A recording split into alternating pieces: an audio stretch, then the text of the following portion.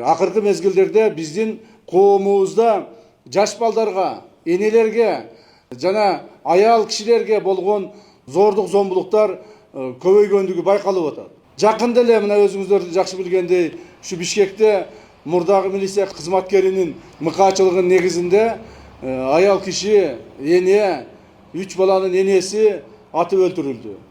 Бул деген биздин укук коргоо органдарынын, коопсуздук кызматкарынын, прокуратура кызматтарынын шалакылыгынын негизинде болду деп айтам.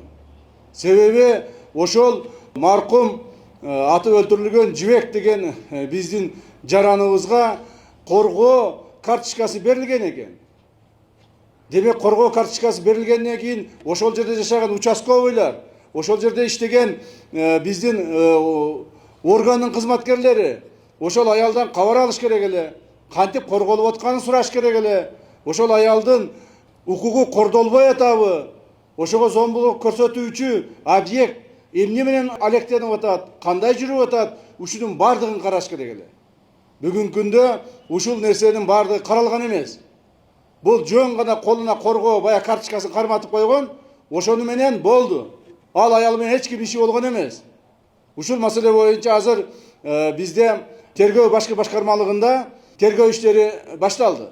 Укук коргоо органдарынын шалакылыгынын негизинде болгон ушул кылмышты биз аягына чейин тергейбиз.